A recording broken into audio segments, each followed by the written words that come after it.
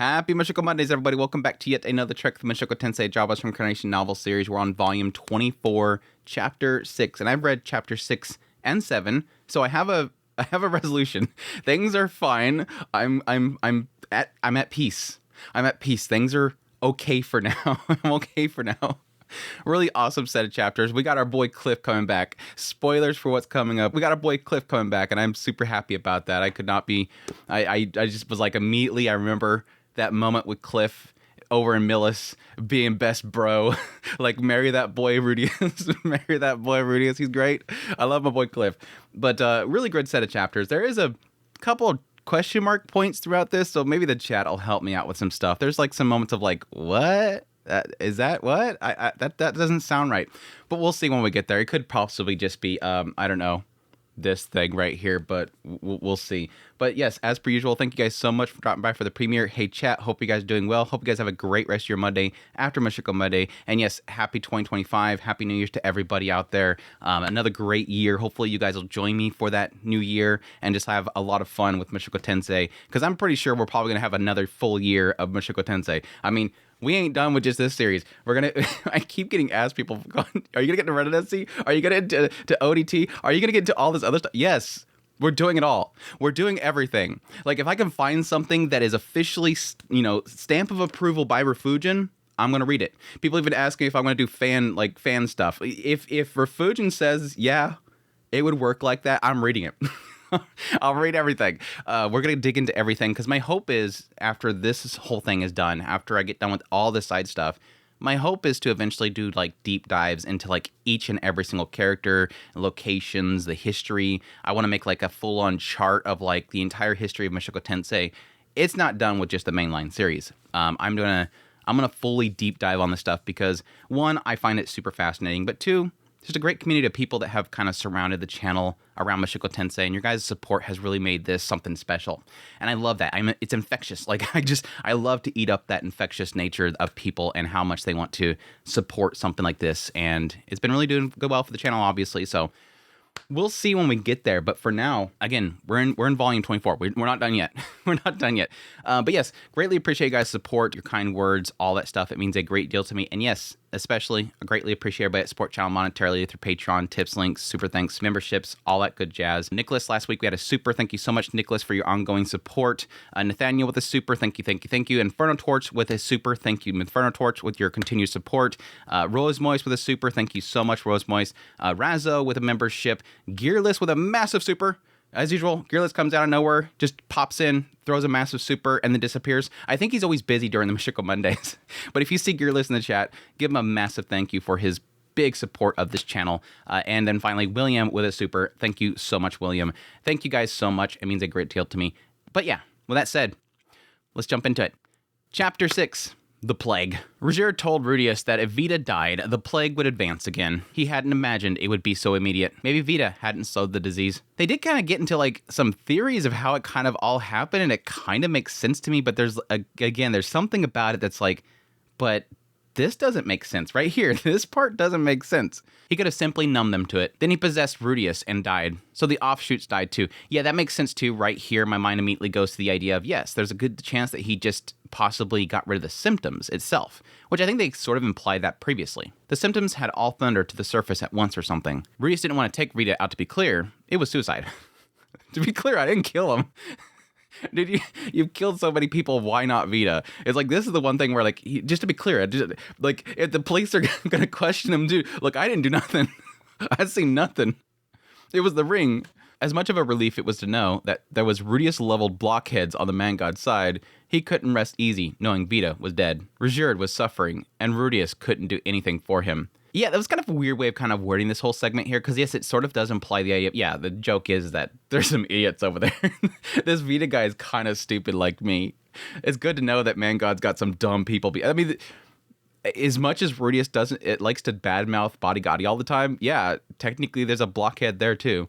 But no, there's like a side of here where it's like, yeah, he doesn't like the idea that Vita is dead because he's sort of at fault, but it's more of a fact of, yeah, with Vita dead, Rajerd's not doing good, and I kind of don't want Rajerd not doing good. Rudius stormed out of the house just as Shandel came running over. Master Rudius, Shandel, I'm glad to see you awake. The villagers all started collapsing without warning. I don't know what happened. Abyssal King Vita died, and now the plague is active again. What? When? How'd you kill him? He just died, okay?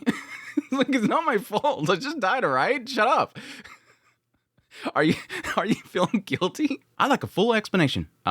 Reese gave him a rundown on what Rajerd told him, how Vita invaded him, and how the Death God's ring killed him. I see. So the Abyssal King challenged you and ended up defeated. So Rajerd was being controlled then. We won't know until he wakes up, but I don't think he'd carry me back to the village if he had any malicious intent. Very well. What are you doing right now? The Superb, who could still move, sent me to bring back the others, who went out hunting. I'm going to tell him to guard the entrance of the village. Shanna was on the ball, even though the disease spread only moments ago.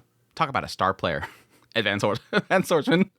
I am kind of miffed that I was building up Shandel a lot for this whole situation. He's gonna have his moment to shine, no doubt, but I was building Shandel up a lot. Like every time something happened, like Shandel's gonna do something. Watch, Shandel's gonna do something. Just watch, Shandel's gonna do something. Oh, it is a disease? Shandel's gonna do something. Oh, Vita's attacking him? Shandel's gonna do something. He's doing stuff. What about Doga? Doga's getting the sick together in one place. Following his gaze, Doga was thumping past them with a woman in his arms. A superb child anxiously chased after them. He's still a superb woman. There you go. Get him, boy. Doga's gonna still himself a woman. I'm joking. I'm being silly today. I'm sorry. They were heading towards the Elder's Hall. It made perfect sense, seeing it was the biggest building in the village. According to Shandel, no one had died yet, but more than half of them were so severe that they were incapacitated, just like Rajerd. What's your plan, Master Rudius? My plan? Words escaped Rudius. What was he supposed to do in this moment? The village was in the grip of a plague. They needed to cure it. Detoxification magic had no effect on Rajerd, though. Reese hadn't been able to try any kind of healing magic, but it seemed like detoxification wouldn't be effective here. That was weird. He says that detoxification magic didn't work on Rajerd. He hadn't been able to try every kind of healing magic, but it seemed like detoxification wouldn't be effective here. Like, yes, if detoxification didn't work on Rajerd, it's not going to work on the villagers. Now, it could mean the idea that, yes, he tried it on Rajerd, and possibly since he was the host of Vita himself, it might be effective on other people, just not on Rajerd at that time when he was still possessed.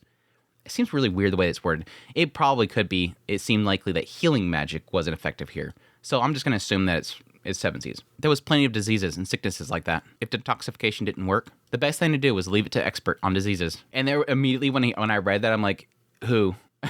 We've been through this so many times that because healing magic exists in this world, like experts on sicknesses and whatnot are just not very well learned. It's not a big field, and it makes sense. Could you imagine how little hospitals we would have if healing magic was a thing in the world? What experts were there? Would Ariel send a doctor if he asked? No one in this world knew more about diseases than Orsted, except when it came to Superds, no.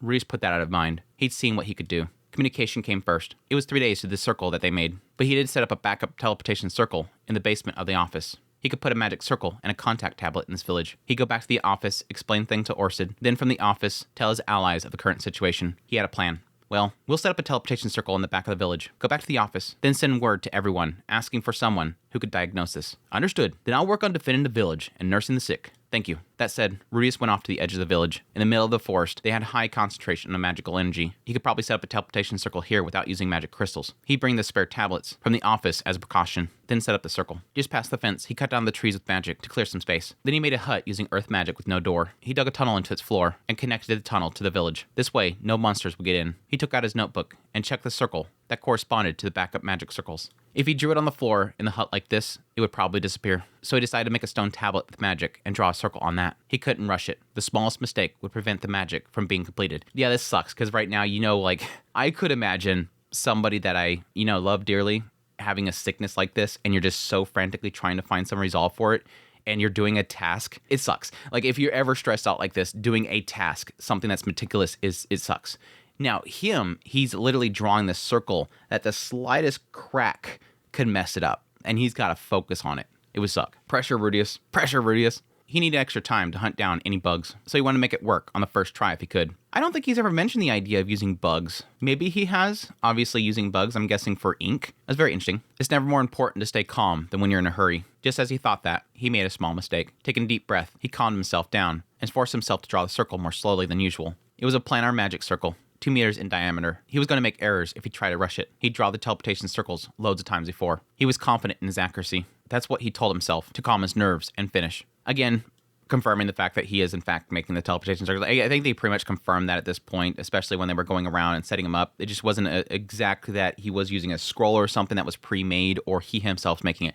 This is 100% confirmed. Andrew put that to rest. He's making teleportation circles now, which is very crazy. He then poured magic into it, causing it to produce a faint glow. He immediately jumped on, and after a moment of unconsciousness, he arrived beneath the offices. He quickly confirmed the magic circle was operating normally and ran out of the room. He didn't need a sign that read, "This way" to inquiries for Orsted and Rudius. He just headed to the surface. He left the basement full of teleportation circles, climbed the stairs, and entered the lobby. "Oh, Mr. Chairman, welcome back. Where's the CEO?" When she saw his fierce expression, the receptionist's ears twitched, then flattened in apprehension. He's here." Rudius didn't wait for her to finish. He was already opening the door to the office. He didn't break the door down, but he did forget to knock. Rude. Maybe that was why Orsted hadn't put on his helmet. "Sir Orsted." Orsted didn't reply. Maybe it was Rudius' imagination, but he looked uncomfortable, as though he knew something. He didn't look away, though. He stared straight back at Rudius. After a few seconds of looking, something on his face seemed to ask if there was a problem. Rudius felt anger bubbling up in him. He knew that it wouldn't help right now, but when he spoke, he could hear frustration in his own voice. I like the fact that he always points out that Orsted has like the same face, but he's always like trying to figure out what his expression is. Like, yeah, it's always looked like this way, but I'm starting to get a sense that I know when he looks like this. Or I think I know when he's got this kind of face on, but it's always like the same face. He's always just mad. Now he's like trying so hard to like, yeah, I think he looked uncomfortable. Or yeah, now it looks like he has that face of like what's wrong. And I can totally imagine like that usual, like, "That's my face, always angry face." And it's just like suddenly out of nowhere, it just kind of slowly drifts down like, "Did I mess up? I'm sorry, Rudius." Like the ears go down like a puppy. Oh. He is upset. I can see him being upset. He totally was going to apologize. And yeah, I would confirm it right here. "You knew about the superb sickness, didn't you?" "I did." "And the cure?" "There isn't one." He said it unequivocally. It wasn't that he didn't know. It was simply that there wasn't one. Key thing there. There isn't one. Not, I don't know of one. There isn't one. If only you've told me earlier. I could have at least searched for a way to treat it. Why didn't you tell me? Orsted shook his head. The Superb were supposed to have died out before you became my follower. Supposed to? You mean it was always like that in the loops? Correct. And reserved Superdia never met the surviving Superb. Very interesting. I mean, we find out that, yeah, in fact, he did go there. He's seen them. He knows that they lived in this loop. But yeah, I like the fact that very quickly Rudius picks that up, and something I'm already picking up on. Somebody put this in play, and it does technically go back to where I was talking about with the appearance of the devils. It was like, okay, after the Laplace thing, they showed up. It almost, the way that we worded it was that they were almost pushed to be there after that whole thing happened. Like there was a shift of mana because of Laplace's death, or something happened that they just suddenly started popping up. It does technically connect to my theory there. What ends up coming up, again, the theories here, does technically tie to that, because there's a influx of mana that is causing the issue, and what creates the monsters too? An influx of mana, the higher density of mana. It does technically feed both things. Orsted hadn't said anything because they were supposed to be already dead. In the other loops, that hadn't affected Reserved. He clung onto that vain hope. But you went to see them a few years back, right? I did. You found the Superb and learned that Reserved had been in contact with them and contracted the plague, but you didn't say anything. That's correct. If you didn't say anything, the Superb would die out and Reserved with them, and so I'd never know and give up. Is that what you thought? Reese realized that he was yelling. He felt like Orsted was betraying him. I can see this. Obviously, right here, Rudius is like extremely emotional. He literally just got back from over there where he's literally seeing somebody that he cares about a lot is withering away and dying a very, very uncomfortable and violent death. And he's coming back here to find out that, yes, Orsted knew all along and he could have told him long before. But I do like the fact that there isn't like a full-on attack here. Rudius is, yes, he's yelling, but at least he's keeping himself from immediately jumping to assault mode. I think that a lot of people with that in mind will get violent very quickly. He's controlling himself. No, I thought it was a waste of time. Oof. A waste of time? Yes. I tried to save Superb as well. I tested every detoxification spell, every medicine with a chance of curing them. Nothing worked. This plague cannot be cured. So Orsted had tried everything he could think of? As far as I was concerned, the extinction of Superb was set in stone. But you would have gone on trying to save them, fighting until the end, wouldn't you? Of course I would. This is a very interesting sign right here. I tried to save them, tested every detoxification spell, every medicine with any chance of curing them. Nothing worked. We get into why. The plague cannot be cured. I tried this, plague cannot be cured. It's kind of one of those interesting things where it almost kind of paints Orsted as being almost childish in a way. Like, I tried everything, nothing could work, no point. Like, it is a literally, and that makes sense because Orsted has been around for a long time. He knows pretty much all known detoxification spells. So that scratches off detoxification. If he tried every single one of them, and at this point he should know every single detoxification spell. They've said it several times. He knows all known abilities. And yes, they've kind of painted the idea that he has to actually go around and learn it. It's not as if somebody learns it halfway across the world and it just goes boop, download immediately.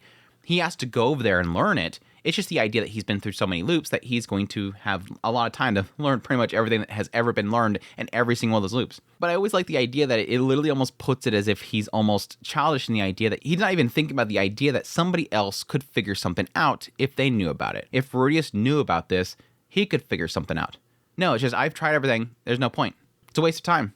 And yes, that there is an element of a disconnection of emotion there, that it's a waste of time for you to know that, because you're going to waste a bunch of time if you find out about it. Even though I know that he's important to you, it's a waste of time. It shows that moral disconnection that he has just because of how many loops he's been through and met and lost so many people over all those times. Except that this was 2 years ago, or even earlier than that. Orsted would have told him after the incident with the Kingdom of Sharon, back when they didn't know where Laplace would be resurrected and decided to build forces. What would have happened if he told Rudius about the Superb back then, and he'd gone running around hunting for a cure? If nothing else, he couldn't have achieved the things that he had done over the past year. He couldn't have reached out for Etoff, or Randolph, or the other demon kings. He might not have made it to Millis. He might still be unaware that Geese was a disciple of the man god. But perhaps the decision of whether it was a waste of time was not mine to make.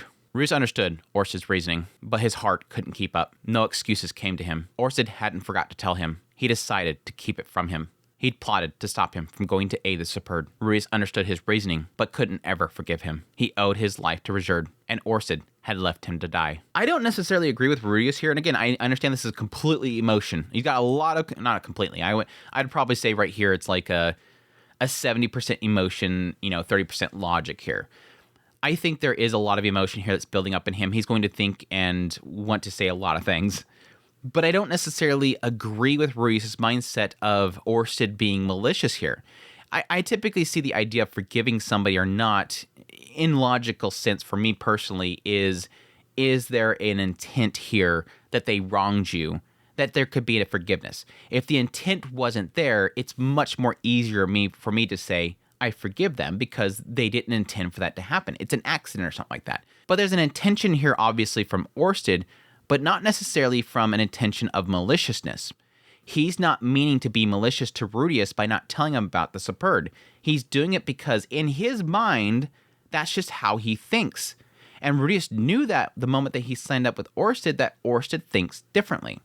Orsted, it's just like the whole thing with Pedagoose. Pedagoose thinks about things differently than most other people. Like, there was a discussion that came up again here recently on the Discord in our Mushoku Monday channel about the idea of, is Pedagoose a R word? Because yes, he doesn't like the demon kind. And it's like, I just kind of see that as, yeah, I don't like him because he's so mean to Roxy, and Roxy's the best, and so that's the only like negative, check mark I have on Pedagoose as a character, is that he doesn't like the best girl. But I do kind of see the way that Pedagoose sees the demons as logical in his mind. I understand why he thinks that way. And Ors is sort of the same way, is that the way that he thinks about morality and thinks about the lives of people, their worth, and all this other kind of stuff is very interesting. And I like seeing how that is changing over time. Because he spent so much time with Rudius and his family, he's changing how he thinks about people. He's being a lot more nurturing and protecting. So right here again, it goes back to intent. I don't think he intended to betray Rudius. I don't think he intended to wrong Rudius or take something from him. It's simply in Orsted's mind, he thinks of efficiency. He thinks of what is the next plan. And he's not thinking about, oh man, I should probably tell Rudius because he'd probably really badly want to know this and he means a lot to him. He's going to think, damn it, I can't save the Superbs. I need the Superbs. Going home. He's not thinking about, oh, that's right, Rudius really likes Rajerd. I better help him see each other because it means a lot to him. I think there's a good deal of here that that's inefficient. If I tell Rudius, he could be thinking about that. If I tell Rudius, he's going to waste a bunch of time here and we got to focus on this. But again, it goes down to the idea of, and it could even go into the idea of, in his mind, what is Rudius' goal? It's to protect his family. If I tell him about this, he's going to get sidetracked, and he's not going to be able to save them. He's going to waste a bunch of time there, and then he's going to lose everything. It's probably best he doesn't know. Again, it's all about intent. I don't think that there's even a question here about forgiveness. And again, I do see that there's an emotion aspect here. Rudius owed his life to Reserve, and Orsted had left him to die. Crap, at this rate, Orsted was going to start feeling like his enemy. I don't think so. Just when all their plans were in motion, and the enemy and everyone else was in peril, Rudius had to think of an excuse for Orsted. If you're having to think of an excuse for him, just let it go. If you're trying to look for an excuse, just let it go. Something that would allow him to forgive him. Will Reserve get in the way of your plans? Just slip right out. Just slip right out. I'm all for it. Make it clear. Orsted, is he your enemy? Because I do think that would technically set off Rudius. He will not get in the way. His daughter will be a crucial piece in the battle against Laplace. So he is going to have another wife and child. Cool. Cool. That's kind of a sign there that he is going to get married again. His daughter? How will she be crucial? Laplace will be an immortal when he becomes a demon god. But he has a weakness. Only a superb with a third eye of theirs will be able to detect it and deal him a killing blow. Connects to the last fight with Laplace right there that Reserve had to assist them. But, interesting. Again, Rudius said that would have placed it after the Battle of Sharon. And that does technically make sense why Orsted would go find them. Because again, after what happened with Sharon is they lost Pax. He went back to Orsted and told Orsted, we lost Pax. And right there, Orsted said, everything's finished. We lost everything. It's over. This loop is a bust. Forget it. Go search for abilities to use next time. Go do some research or something like that. Or just kill over and die right there. It's over. Everything's done. I've failed. Because I needed Pax alive, because then I would know exactly where Laplace is going to get born. So why would he then, at that point, go looking for Superb? Because he lost where he's born, he needs to start planning by having a Superb strike that blow. That's why he went to go check on the Superbs. He had a reason to go look for them at that moment, and that's when he discovered them and found they were sick. And he probably was pretty bummed about that.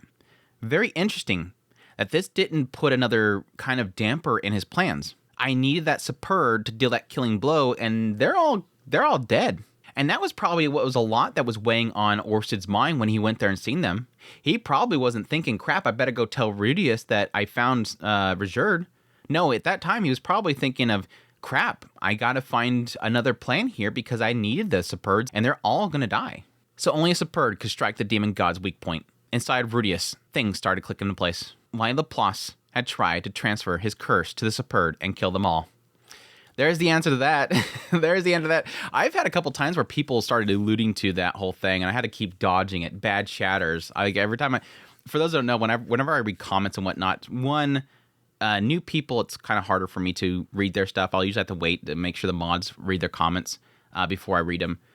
Two, there's certain people that just can't keep their mouths shut, so I never read any of their comments, and you know who you are. And then there's some cases where, yes, you just kind of read the beginning of it, and you kind of know where they're...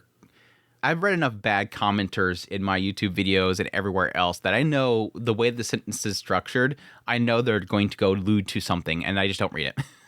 And this is one of them. Like, people just couldn't keep their mouths shut about why Laplace, why he wanted to get rid of the Superbs. Here's the answer. Yeah.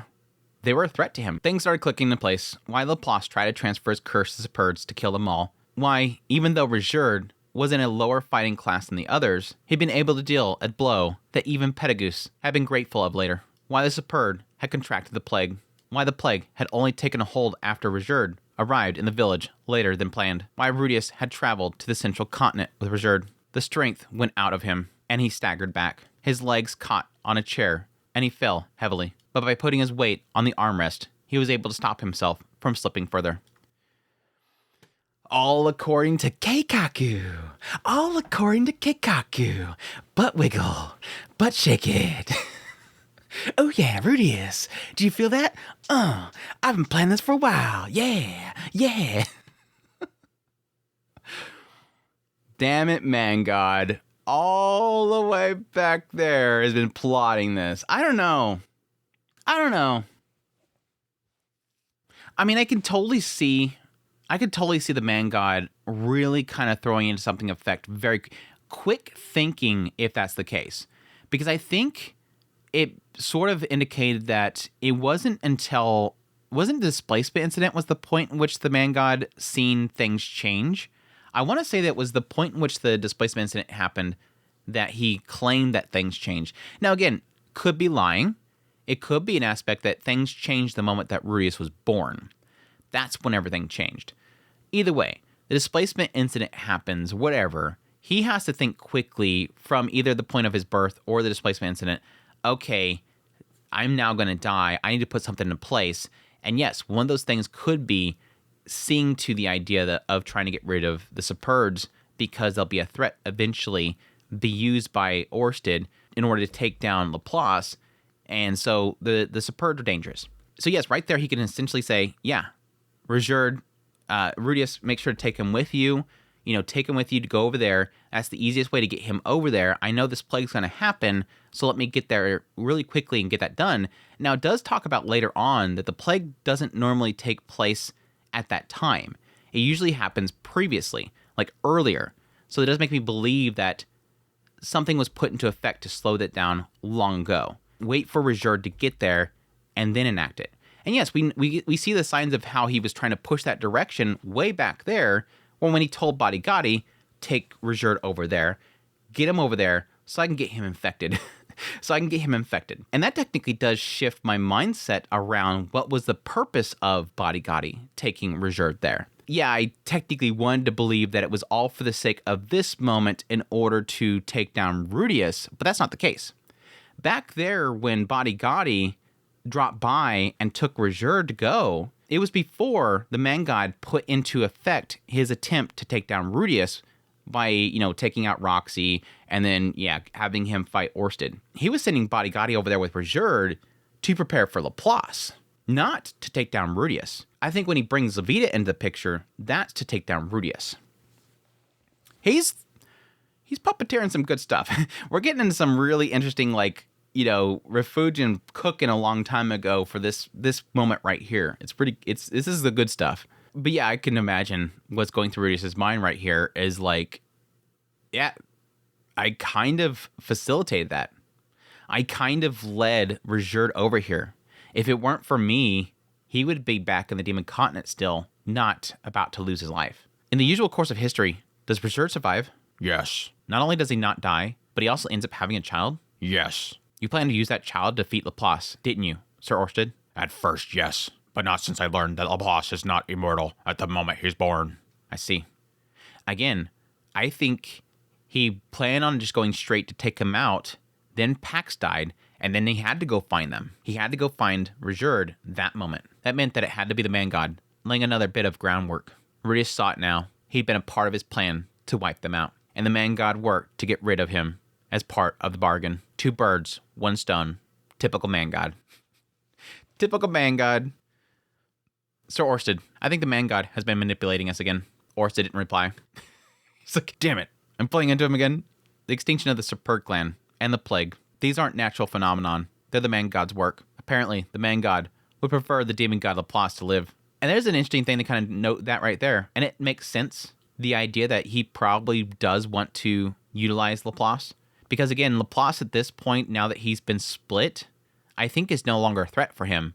It's a threat for Orsted now. Before he wanted to get rid of him, but now he is essentially a tool for Orsted. He doesn't want him to die because he's a key now. There was no downside for the man god to have the Demon Dragon King Laplace around. He'd probably forgotten about the man god after all. Not only that, but he'd also be intent on wiping out every living soul. Maybe against all expectations, the man god had been manipulating Laplace ever since the Laplace War. Rudius was sure the man god couldn't directly control anyone from the Dragon Tribe. Interesting speculation there, because I think I've speculated on that before, because I was very curious. I think it was back when we were really kind of starting to get really into the whole, who is a disciple right now? Is it this person? Could it be this person? We were kind of questioning a lot of that stuff.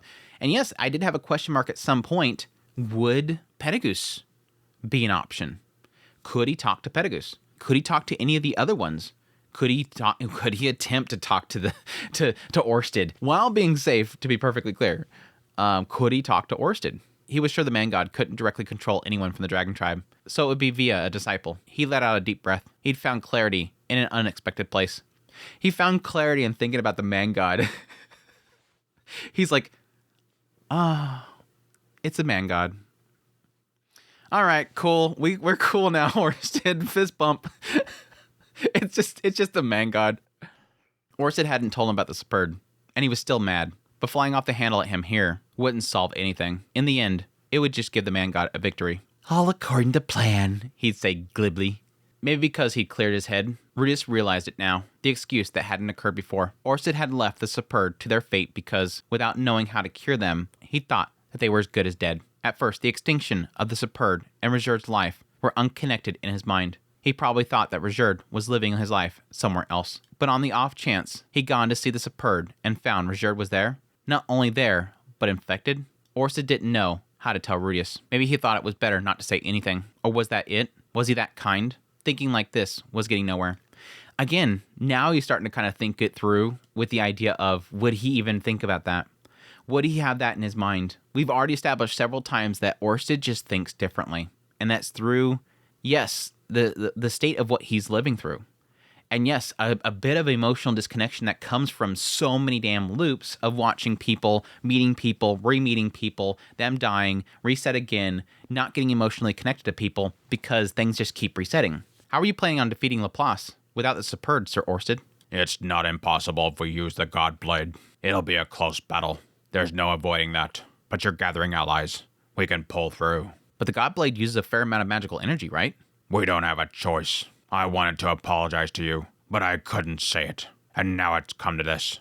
I am sorry. He bowed his head. Poor Orsted. Rudius, stop being mean. Stop bullying Orsted. Rudius, stop bullying Orsted. Bully? I understand. Orsted wasn't perfect. These things would happen. Rudius opened his heart and forgave him. He taking care of your family. You better freaking forgive him. I think we're going to get to a point where literally Lucy's going to see Orsted as more of a father than you. Just this once. I forgive you, Sir Orsted. Thank you. That was out of the way. Rudius would swallow his ill feelings and look forward. He'd moved past this. Just to confirm, you're going to need magical power to defeat the man god too, right? Yes. There finally answers that whole thing, because I was kind of curious about that. What was the massive mana supply that he needs to defeat the man god for? Was it, yes, needed to actually fight the man god? Because there was a side of me that believed the man god himself is just this frail, weak thing that hides in his little bubble in the barren lands. And it was just a simple fact of all they had to do was open that door and take him out. Now, yes, it does technically make sense that at least, and we don't know if this is literal or just figuratively, it does imply the idea of the man god seeing himself standing above Orsted and laughing down at him as he's defeated, and now it's been flipped, and now he sees himself with Orsted standing above him and defeating him. If that is literal, then that does technically mean that yes, Orsted had to come to him before, and yes, be depleted, and fights against the man god, and the man god defeats him. Now, we don't know if there might be possibly somebody else there as well. Like, the man god brings somebody else to his side to fight Orsted when he's confronted. But yes, now that Rudius is there, and is producing these people that will trust Orsted and fight at his side, now he's down on the ground with Orsted above him. But yes, the question was always, did Orsted need power at that moment to fight the man god directly? Or was it simply just to open the door to get there? And yeah, it could be simply that the man god has very little magic ability himself. It's just that Orsted is completely depleted at that moment and has nothing to really fight with. So this answers it. He needs it for the fight itself, which is interesting. Because it kind of, the way that they show the man god, and I think he always kind of plays himself as being weak. I think before he's kind of acted like he's not that powerful. In the kingdom of Sharon, the man god had prevented them from pinpointing the location of Laplace's resurrection. Now he'd reunited Rejerd, the key to defeating Laplace, with Superd, in a bid to eradicate them all. With the Superd race wiped out, he could pit Orsted directly against Laplace, where he'd spend a great deal of magic to win. This was the man god's path to victory, and Rudius was going to destroy it. Using the God Blade was a bad idea. If Rudius avoided open battle wherever he could, he'd keep Orsted from using too much magic. He'd assemble his forces to defeat Laplace, then have Orsted unleash his magic in the battle with the Man God. For that to work, he needed to make sure the Superb stayed alive. I'll ask one more time. There's no way to cure the plague, right? Orsted paused for a moment. Not to my knowledge. There are a lot of things you don't know, Sir Orsted. I suppose that's true. He admitted with an even more terrifying look on his face than usual. Again, being able to read something that shouldn't be readable. And I could totally see that. Again, this is almost that childish aspect coming out. I've always been kind of fascinated with that. I think it is sort of a disconnection, an odd way of thinking, or possibly just kind of a childish mindset. There's moments here and there where I almost get a sense of, is Refugent going for the idea of having Orsted almost being a child? Like he just ages very slowly or matures very slowly. And so things like this bugs him. But that technically does make sense to somebody who feels like they know everything, or at least they have sought out everything they can possibly find. And this is almost Rudeus saying, you haven't found something yet. There's still something else you haven't found. And that might actually bug him to the idea that he wants to be fully prepared for everything because he's building towards something. And this is something that he doesn't know. And it bugs him. Interesting. Lately, Rudeus had gotten to know this scary look. He wore it when he felt ashamed of himself. Yeah, I guess that could be it. So it's possible that a cure exists. Let's fight on a little longer. There was a lot of things Orsted couldn't do because of the curse. Sure, there was things that Rudeus could try that Orsted hadn't tried before. If there were, they'd find them. Very well. I will go with you to the village. And there you go. Time to go help Reserved. Rudeus then reported on the Abyssal King Vita. When he told Orsted that Vita had taken himself out with the Death God's ring, Orsted made a scary face that concealed his surprise. Based on that reaction, he hadn't known that Vita was possessing Reserved. The ring had really just been insurance. It wasn't all according to Orsted's keikaku. Next, Rudeus sent word to everyone via the contact tablets, informing them of the Superb's sickness and requesting arrangements for a doctor. There were so many contact tablets that it took forever to contact everyone. Rudeus wanted a CC function. I need a carbon copy function for my emails. I can see that totally being an interesting thing there because a lot of the people that he has contact tablets for have been established as allies for this whole fight against Laplace. And yeah, they could simply place that, yeah, the Superb are needed for the fight against Laplace. We need to save the Superb. Don't think about this whole crap about the Superbs in the past. Think about the fact that they are needed right now for the sake of Laplace. They are allies in that war. And that's more important than this beef that most of the people that are being contacted with this have nothing to do with anymore. Yeah, there's going to be a lot of people, long-lived groups that, like with the Demon Kings and whatnot, that are going to be connected directly, possibly for that time period, but not most of these people. While he waited for replies, he drew up more backup teleportation circles. That was a necessary process to go through when setting one up. He started out by drawing 2 circles. Then after checking that they were operational, he noted down the circle's design for one of them and erased it. There was no rush to replenish them, but if they were going to use them, he would have to be the one to draw it. They had the receptionist girl stand by the CEO's office to answer messages and look after anyone who showed up via the teleportation circle in Orsted's absence. The circles had grown so numerous lately that it was hard to keep track of which ones connected where. I thought they were labeling them. It was bad enough for Orsted and Rudeus to navigate. First-time visitors would need a map. The map would probably say where you were in the village you teleported to. It looked like Sylphie had set off for the Sword Sanctum with Ghislaine and Isolde. There you go. She was able to get Ghislaine and Isolde. That's cool. Ariel had dropped by at that time and talked to Sylphie. Neither Orsted nor receptionist girl had heard the contents of the conversation. But given there was no message to pass on, Rudeus assumed Ariel had just come by to say hi. Yeah, I can see that, but I can also see there's a possibility that she has given Sylphie something to apply to getting Gino or something like that.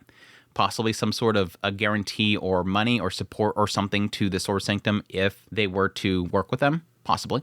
After that dream, coming face to face with Ariel might have made Rudeus a bit self-conscious. He really didn't want Sylphie to be there and see his bright red face if he's seen Ariel. A little bit too personal, eh? Next, Rudeus checked that all their team in Beharel had successfully set up teleportation circles and tablets. Everything was chugging along well. There were incoming messages. Aisha and the mercenary company were all okay. Zenoba reported that the hunting party had gathered in the capital. Roxy wrote that she was going to scout out the whereabouts of the ogre god. I'm still uneasy about that. Rudeus sent messages about the current situation to all of them. At the end, he added a line saying that he'd find a way to sort it all out so they can concentrate on their own missions. If he didn't, Edis would probably come running. hold on, stay there, I'm going. Next up, a lot of confirmation of receipt. Most of them saying they looked through the past texts for information on the disease. The Yasser Kingdom said they'd send doctors as soon as the following day. But from the holy country of Millis, the only receipt was a message for reinforcements before. Sending in night orders by teleportation was infeasible, apparently. Fairly unfavorable. Millis being useless. Millis over here being useless. There's like way too much. I mean, it really is a difficulty in the fact of how Millis is structured versus how Asra is. Asra is being very quick to respond because literally the queen of the country who has full control is able to make really quick decisions. Yes, there's going to be like nobles and whatnot that are going to cause problems for her.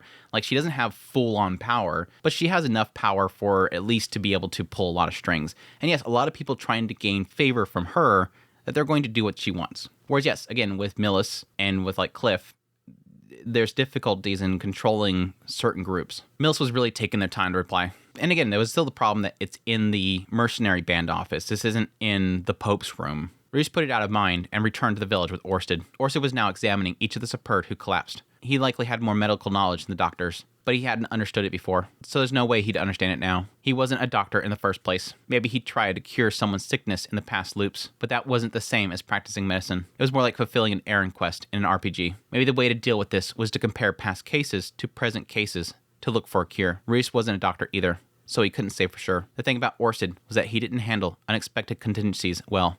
Again, that's that part that really does kind of stick out to me, is that whenever something doesn't go to plan, he gets frustrated really quickly. Again, with the whole situation with Pax, it was almost like he quickly just shut down. It messed up. And again, that is technically through so many loops, understanding that if this doesn't go this way, this will fail. I need this to happen, and everything needs to go perfectly. Otherwise, that ripple effect happens, and it won't happen. Again, with Pax, yeah, there's probably a lot of cases where Pax didn't end up there and Laplace didn't end up there. That aspect of, I finally figured out a way to make this all kind of work perfectly, and it all has to go perfectly, otherwise he doesn't appear here. Give up. As I thought. I don't know. Although the presentation seemed a little different from the other plagues I know. Different? In what way? I've never seen anything get this severe this quickly. So Vita probably was masking the symptoms, and now they come to the surface. If the man god is behind this, then it's possible. It sounded like the man god style, pretending to keep it from progressing, while actually doing nothing. What about you? Did you learn anything? No. While Orsted was investigating the disease, Reese asked people providing care about how they treated the sick. They said they were cooking medicinal herbs, popular on the central continent, with nutritious vegetables to make a thick stew they gave their patients. Reese was an expert on medicinal herbs or nutritional value of vegetables, but he doubted that it could do harm. This course of treatment wasn't doing any good, though. Yeah, again, getting to the idea of vegetables and whatnot, if they're currently there grown, as we find out later, that technically is a bad thing. They need to come up with a different angle. Example, if the plague never ran through this village earlier, that meant the man god could control the plague. So maybe it was a poison or virus the man god brought from somewhere else. Or maybe the displacement incident had upset the timing of the Superd contracting it. That's definitely a side of it that I can see, and that even what we find out, that there is an element here where things are obviously going to shift a lot, and their placement may have changed. The man god was only trying to use that, but what the man god was doing didn't matter at the moment. What was important was finding a cure for the disease. The more Reese thought, the more his mind went in circles. It felt like maybe there really wasn't anything they could do. Reese didn't enjoy the helplessness. Yeah, again, that's something that I've experienced with people with illnesses, where it's like, you just want to do something. You want to put it into the pain. You want to help them out. You want to get them better. You want to get them 100%. Still, it wasn't over yet. They weren't going to find a cure with just this team. For now, they make sure the patients were clean and getting nutrition. Sustained by that thought, Reese spent the whole day looking after patients with Shandel and Doga. The next day, the medical team from Asra arrived. There was 2 doctors, 4 nurses, and a heap of food and medical supplies. Ariel must have chosen a team who wouldn't fear the Superd. They took one look at the patients and got straight to examining them. Yeah, there's probably an aspect of that of like, they just don't want to fail.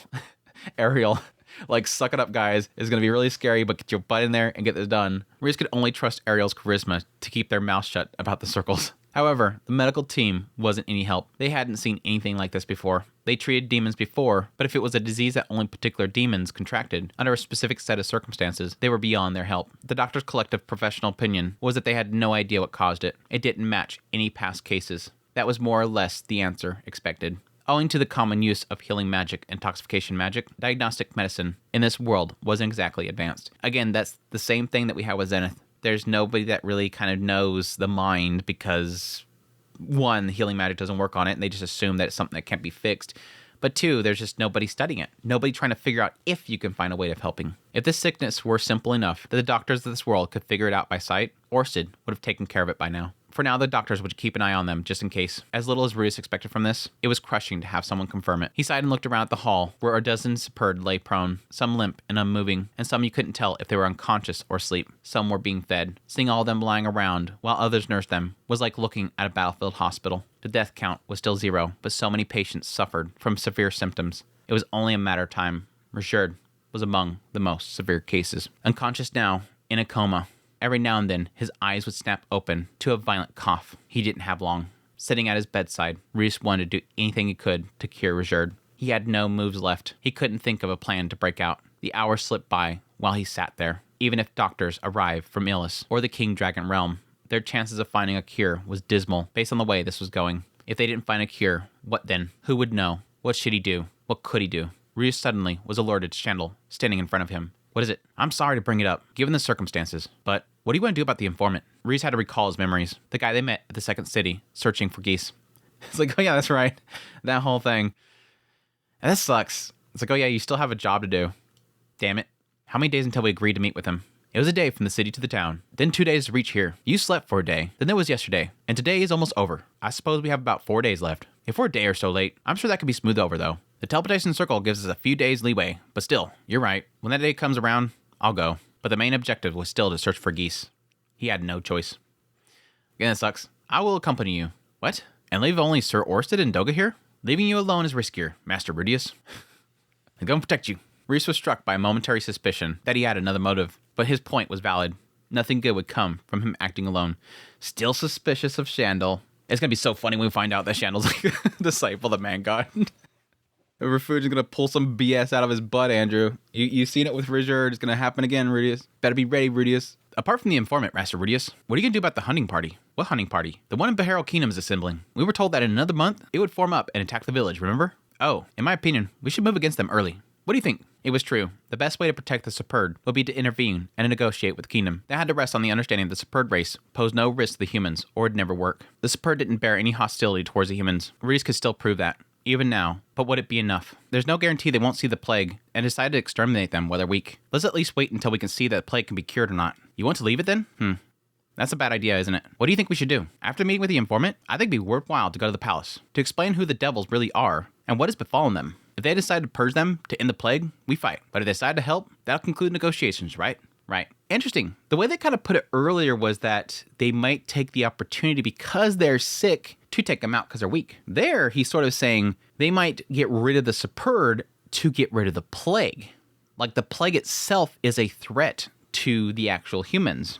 Very interesting, the different ways of kind of seeing it. For the moment, they try and see. That's all there was to it. After 4 days, Reese would move. He had a mountain of things to do and no clue about how to go about them. His patience at their lack of progress intensified. It was exhausting. He fell asleep for the day, alone in Richard's house, and overwhelmed by his thoughts. He awoke to someone shaking him. A pretty girl swam into focus, right in front of his eyes. She had silky blonde hair, with bangs cut just above her eyebrows. Reese knew exactly who it was. Wake up, Rudius! It was Norn. Another dream. Another illusion. This time, Norn was his wife. He supposed Vita was still alive. How did they get married? It was shortly after Aisha and Norn came to live with him. Norn was a bit standoffish at first, but after he helped her with her state of being a shut-in, she quickly became very clingy to him. Eventually, she confessed her feelings to him. It was after that they got married. Their life together was great. The only problem is that Aisha was extremely jealous. Of course. I'm just joking. He supposed Vita was still alive. He hoped that it meant that Super's condition had to be a dream too. Vita needs better material. Vita, are you still half asleep? I need you to concentrate. Norn was cross. She hadn't gotten like this much lately. But back in the day, it felt like she never stopped getting angry at him. It really took him back, seeing her all up in a huff. Why didn't you tell me the preserve was in this condition? At that, he snapped awake. He sat up. He was in Reserve's house. It wasn't a dream. After everything that Reserve did for me, not tell me he was like this? How could you? Tears began to stream from her eyes. She didn't bother with wiping them away, as she clutched tightly at the pelts on the floor. Right here, I was already going, why is Norn here? It was like, right here, I'm going, why is Norn here? Like, who brought her here? Why the hell is she here? Absently, he reached up to brush the teardrops away. Yeah, I'm sorry. Suddenly, the question occurred to him. Why was Norn here? Yeah. She was supposed to be busy now. Norn, maybe this isn't a good time to ask, but didn't you have a school event? That finished ages ago. She's like, I graduated a long time ago, dude. Did that mean the graduation was over? It couldn't be. He didn't get to go to the ceremony. Dabbing his eyes with a hanky? No, that wasn't important now. I missed the ceremony. Rudius is like super big on the graduation ceremony, so he's all mad. Like, damn it, I missed it. How did you get here? Cliff. He told me everything, then brought me with him. Hiccuping, she turned to look behind her. There stood two figures. One was slender, blonde hair, caught by the light. Her elven figure was bewitching. The other was a man, shorter than average, not especially broad either. Despite that, he seemed weathered and reliable. Maybe it was a patch over his eye. Rudius, I'm sorry it took me so long to get here. It took a while to go through all the necessary procedures. The Millis Church isn't a monolith. You'll have to forgive me. Cliff had come. My boy Cliff is here. Best boy Cliff is here. Cliff is here. Cliff had come. He'd read the messages sent and immediately tried to come to his aid. Now that I'm here, it's going to be okay. Times like this is why I studied healing magic. But Cliff, yes, I know. They told me everything. But I have this. He tapped the eye beneath his eye patch. It was a demon eye he got from Kishirika, the eye of identification. This could be sorted out with a demon eye? A demon eye might not be enough. Just remember, the one using it is me, and I am a genius. Maybe he said that to reassure Norn, who was crying her eyes out. Maybe he said it to reassure Rudius in his exhaustion. He might have been nervous, need a rallying cry himself. Whatever it was, Cliff seemed to stand taller after those words. That he could talk so confidently at a time like this, he was a giant. Had Cliff ever looked this tall on any day before today? He had to be twice Rudius' height already. Cliff was here. Cliff, who could even break curses. Nothing is impossible for a genius. Leave it to me. He was going to handle it. Rudius didn't doubt him for a second. You just did. Even though Rudius knew neither of them had any reason to believe that he could help. And that is chapter 6. I love this. Like, he just shows up and Rudius is like, oh, yeah, he's totally reliable. He's a genius. He's totally going to be able to help me. I don't know if that he could, but I guess he could. But yeah, they didn't even get into it with chapter 7, so I don't really feel like it's going to break anything to really get into it now. But I was very puzzled why Norn is there. Now, I like the fact that Norn is there because it facilitates the idea that, yes, of course, similar to Rudius, Reserve means a lot to Norn. He means a great deal to her. But the problem that I kind of have with her showing up right here is it doesn't make sense. The only thing that makes sense to me is that once Cliff got the message from the tablet, he immediately, of course, set everything up with Millis and then jumped on the teleportation circle to go to the office. And then from there, he chose to go get protection. So he goes to the town to get Elise. When he's there getting Elise, Norn shows up and she's like, oh, Cliff, you're here. Why are you here? Oh, didn't you hear? Reserve's in trouble. And she's like, what? Take me with you. That's the only way that makes any sense because there's no reason why, like, Norn would ever know this is going on unless she spoke to somebody who's involved with who he's contacting, which again, right here is going to be Cliff. What doesn't make sense to me is why Cliff would bring Norn there. He just read a tablet saying there's a plague that is affecting the Superd. Let me take Rudius' little sister to a town with an unknown disease that we're trying to figure out a cure of. Like, Cliff, why would you bring... Like, me as Cliff, I would be even afraid to take Elise. I know he has to take Elise because, you know, there's dangers there.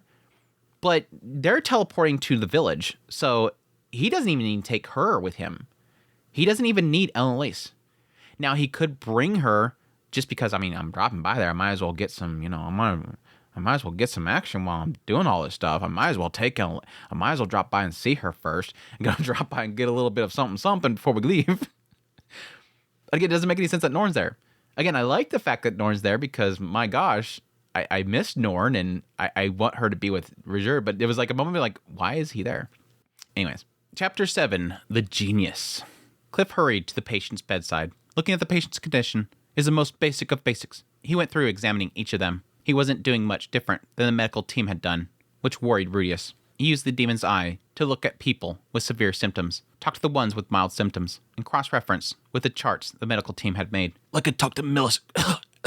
Some of the patients looked scared when they saw Cliff's clothes. Some were outright hostile. The most intense persecution faced by the Superd had come from the Millis Church. They remembered that. That was one of the cool things about this whole segment. I completely forgot until I got to this part. I love that, like, the whole thing here is obviously to save the Superds. Like, that's what this chapter is. But there's like a subplot here that is the Millish Church and the persecution of the Superds and trying to break away from those mindsets. And again, that's kind of the interesting thing that the Millish Church and Cliff provides to this story right now to the Superds, and how the Superds are trying to break from the persecution they face from others. Is that the begats, like somebody made something, and then this thing made this thing, and now it's full circle right now because they won't trust Cliff right now, even though he's trying to help them. At the same time, they hope that the humans won't harm them and persecute them for what happened back here.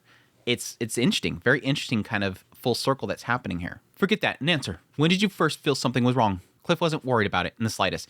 I think he's worried about it. It bugs him probably in some way, but he doesn't care about that right now. That's not important right now. He's trying to push past it, even though none of them would cooperate with him. If it were Rudius, he would have despaired halfway through. That was Cliff for you. But again, he understands it. He understands that it's warranted. That's a sad thing. I see. After he'd gone around to all the patients, he acted like something fell into place for him. Reese was pretty sure that he still didn't understand a thing yet. Cliff might be a genius, but there was limits to what anyone understood. Cliff might be a priest, a healing magician, and a researcher, but he still wasn't a doctor. Jeez, Reese. The doubts are flooding him. I'll talk to the doctors in charge next. He then interrogated the medical team. He asked the 2 doctors from Asra how they'd examined their patients and what they had planned. We're going to use intoxication magic next, in conjunction with the medicine, and see how things go. So much for the doctors of Asra Kingdom, huh? Cliff snorted.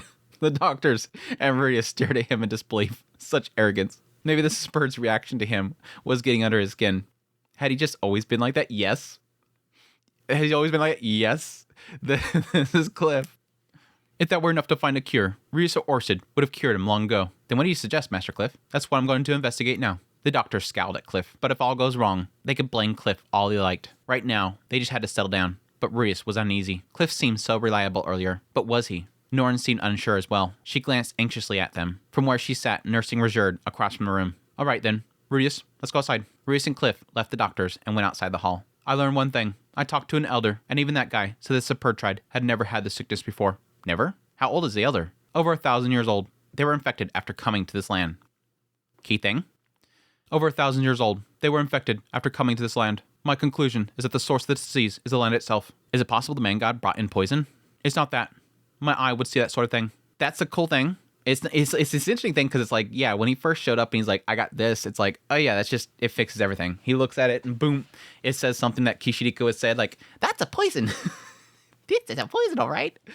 But that's the interesting thing is that it's telling him what it's not. And that makes things more complicated.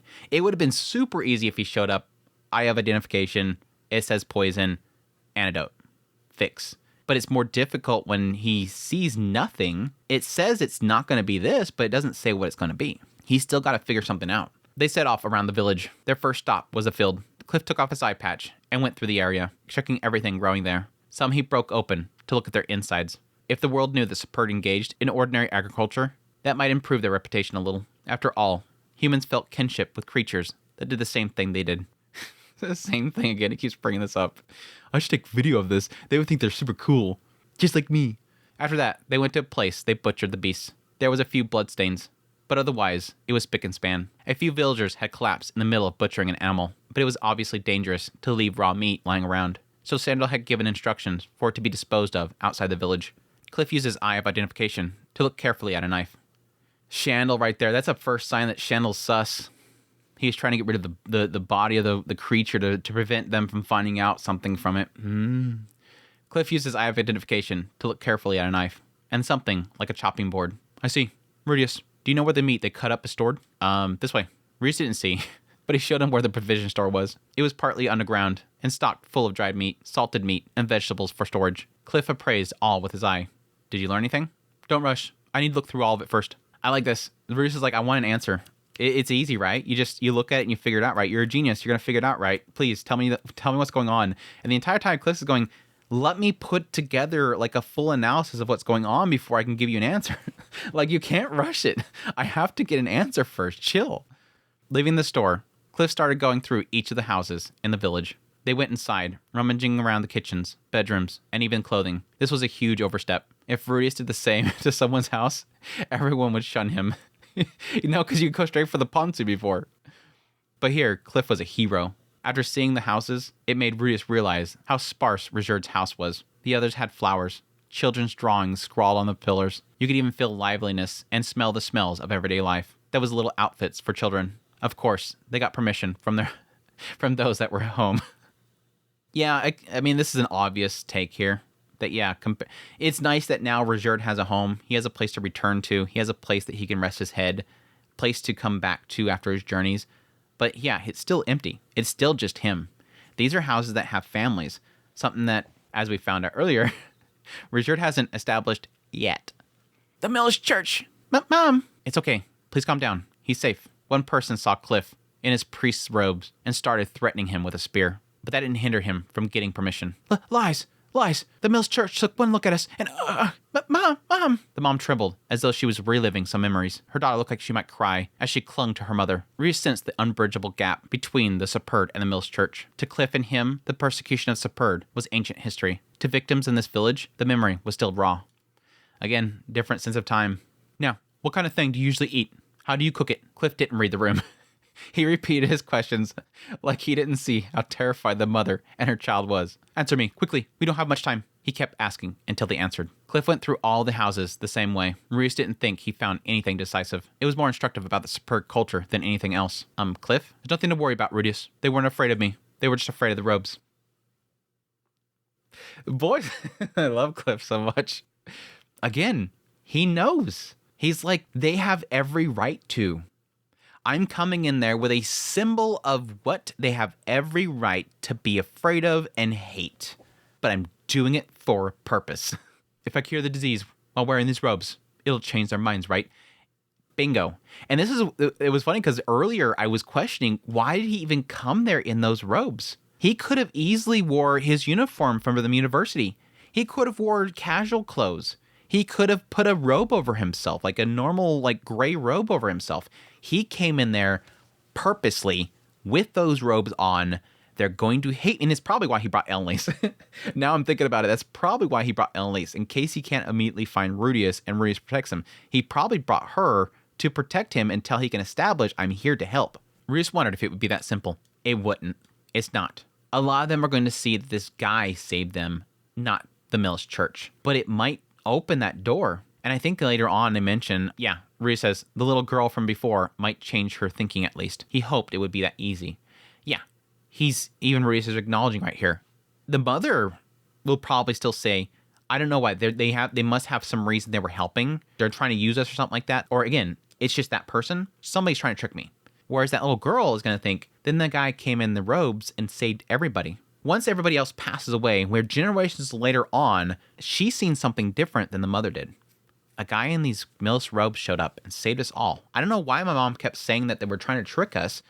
He saved us. Right, next. They went around to each location in the village. The spring at the center, the well, the storehouse, the materials shed, and finally the trash heap outside the village. Cliff looked over each of them. His face was grave as he rummaged through the trash heap and picked through the rotten beast meat. Who knew what his eye of identification was showing him? All Rudius could do was answer his questions. They looked over the whole village until the sun finally set. Then they returned to the hall. So what do you think, Cliff? I have some thoughts. Yeah? Lise, my medical kit. Cliff shouted across the medical center. Annalise, who was nursing a patient, immediately stood and came running. She grabbed the large backpack, placed in the corner, and returned to them. Yes, sirree. Thanks, Lise. She looked happy. Maybe because it had been so long since she last seen Cliff. Their children. She might have left them at Rudius's place. I'm guessing it's meaning that... I'm probably... This could be another, like, damn it, Seven Seas moment. But when I read that, I think, okay, their children as in Cliff and Annalise's children? Or does he mean that they technically left, like, some of their children, Rudius's children, with Annalise, and then when she came here, she then took them and left them with Lilia? That could be it. They could have possibly not left all the children with Lilia, and instead had Annalise look after some of them. But when I read that, I'm like, wait, so Cliff and Annalise have more children? Who knows? I don't know. Later on, they kind of mentioned the idea of going after number 2. So I'm thinking this is either a Seven Seas moment or she was looking after some of Rudius's children too.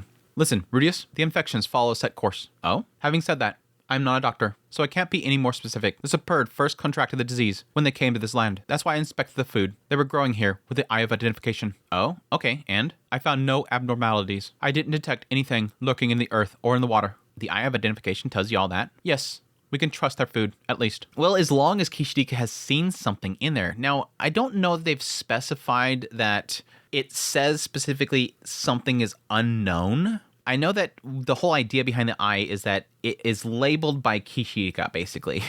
If she has seen something, which she's been around for a long time, if she's seen something, it will have sort of a label that she has created. So this lens cap, if she's never seen this before, the question mark, does it say unknown or does it not say anything at all? If she has seen this before, it'll say, yep, that looks like a cover for a camera's lens or something doofy like that, not lens cap. So I assume that based on him saying that every single one of them has been labeled and none of it is unknown. So the food was clear. That was Kishidika's demon eye for you. It instantly picked up any food that would give you food poisoning or worse. Very interesting. Like specifically, if the food would give you food poisoning, meaning possibly it would know it switches when it becomes something that would make you sick, like it's raw or it's got bacteria in it or something like that. Yep, it'd make you puke. Only they all display like this. A tasty looking tomato packed full of high concentrated mana. Apparently, the Eye of Identification used colloquial language. It's not just the vegetables, it's the soil and water too. They're all packed with extremely high concentration of mana. It's come back with packed with highly concentrate mana. In Millis too. I know that he probably wouldn't quote her like that, but it says quotation, so it has to be specific. But it's very rare, and never for soil or water. Concentrated mana, huh? Ruiz recalled that Aisha said that rice that she planted in soil Ruiz made grew well. Maybe that's because it was highly concentrated mana. That clicked for me. I think I got a sense of that before when she said that she liked his soils because it was good for her rice or something like that. I think I kind of had in my back of my head a thought process there that might be the case. But no, this kind of clicked for me right here, where it's like, Rudius was poisoning Nanahoshi that entire time. It was like this whole thing of like, there was a part of when Nanahoshi was getting sick, there was a thought process there that there was a lot of conflict happening with her at the time, because everything that Rudius was doing for her was sort of causing this double effect where one side it's like, yeah, he's giving her comfort, giving her niceties of her previous life that she hasn't been able to experience in a long time, but there's a negative aspect of it where it's causing her to get more homesick. But it's like, yeah, technically at that time when all that stuff was happening, Ruiz was feeding her stuff that was making her like sicker faster. Like all the potatoes, the potato chips, which I don't know, the rice in general, every time he gave her rice, he was essentially poisoning her and making the whole Dryden syndrome stuff go faster. Like she possibly would have taken longer to actually get sick with the Dryden syndrome. Rudius was amplifying it by feeding her rice, Aisha rice. What does that mean? I have a question for you. Was there much agriculture on the Demon Continent? I don't know how the Superb lived on the Demon Continent, but I hardly seen any vegetables there. There aren't none, but there aren't many varieties. Meat is a staple. Just as I thought, Cliff raised a finger and started to explain his hypothesis. When you plant vegetables in mana-rich soil, the produce you grow is also mana-rich, but there are a lot of different kinds of soil. I imagine the soil on the Demon Continent is just as mana-rich, but has no nutrients. Vegetables won't grow there. We don't see this kind of disease in the Great Forest, so the forest must be special. The soil there is extremely high in nutrients and bursting with mana, just like the water. The result is mana-rich plants. There being only one species of monster here may be related, but the root cause isn't important right now. The thing is, under normal circumstances, none of this should be an issue. We go on about our daily lives without thinking about things like this. If it's related, we should see similar cases cropping up all over the place. Under normal circumstances, we're able to clearly expel the mana we take in. The Superb shouldn't be too different. What happens though? If you continuously take it in, not for 10 or 20 years, but hundreds to 100 years of ingesting highly concentrated mana, what then? Despite the plague's virulence, adults make up most of the infected. The children are fine. Here's where it doesn't make sense to me. Here's where the break happens right here. It's not connecting for me. But why Reserved? He seems like he's the worst off of all of them. Why Reserved? I immediately think Vita, but he was sick when he went to go and get Vita. He was already sick the moment, shortly after he got here, he got extremely sick. He should be the same case as the children. Cliff then turned to Rudius. It was true. There was a lot of healthy children for a plague. With a Superb, it was hard to tell who the elderly were. But Rudius guessed that meant it wasn't a problem of immunity. And I'm sure we know what happens when when mana is taken into the body and not fully expelled. Ruiz recalled Nanahoshi.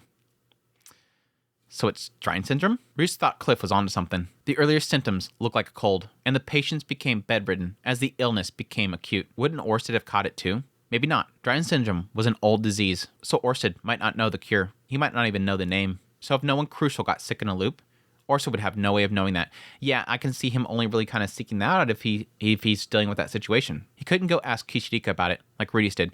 But wasn't Orsted involved with the Drying Syndrome situation long before then? I want to say that at some point, Orsted...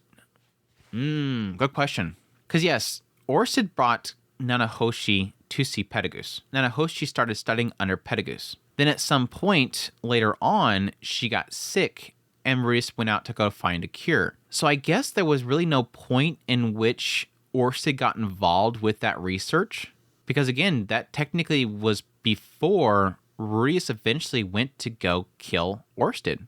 But I would assume at some point Orsted went and visited him, or it would have been brought up. Why is she still eating Soka's grass? Orsted is still a friend of Nanahoshi's. At some point, he would know from talking to her that she has Drying Syndrome and that she drinks that tea to help herself. He's still visiting her. He still knows her. It's odd that he would never have known that.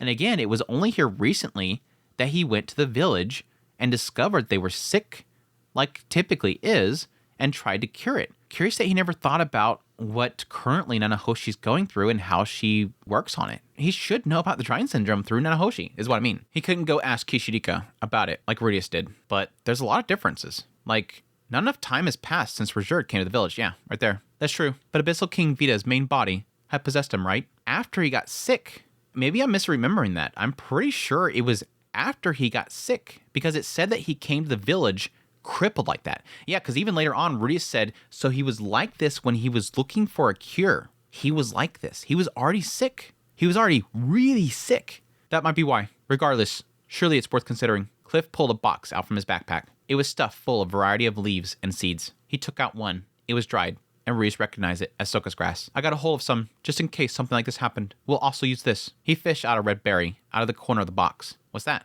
It forms the base of a poison that blocks the mana in your body. It's a poison? Well, I say poison, but its only effect is to stop magicians who imbibes it from using magic. It would be lethal for Rudius. But could he really give Superd something like that? That's a very... I wonder how long it works. That seems crazy. This seems like something's going to come up later. I feel like this is going to come up later. We have just brought up out of nowhere this idea of a berry that will literally stop somebody from being able to use magic for a long time. But I wonder if that's going to be something that will affect Rajerd when he goes to fight. If he's having to take this right now in order to help him out, I wonder if when he goes to fight, he's not going to be able to, like, maybe use his eye or something like that because of it. According to the Eye of Identification, it was taken together with Soka's grass long ago. The eye says it enhances the effect of the Soka's grass and goes well with tea, creating a pleasant sense of intoxication. So Kishirika didn't see it as poison. The problem is, I don't know what will happen if I give it to Superd now. If my hypothesis is correct, this will cure them, but it could also have the opposite effect. Reese felt sure it'd be okay, but if it made the plague any worse, people could die. There was no guarantee. Oh well, overthinking it won't help. Let's ask. Full of determination, Cliff turned to the medical center and shouted, I have a medicine I want to try for your sickness. Is anyone here willing to take it? What? Just a Cliff! The center went dead silent. They looked at Cliff, then at his clothes. Some turned pale, others averted their eyes. I only need one of you. There's no guarantee it will cure you. He didn't need everyone to take it, just to see the effect. One person would do, but no one volunteered. It was like, the moment that he called out for somebody, I was like, it's going to be Rajerd.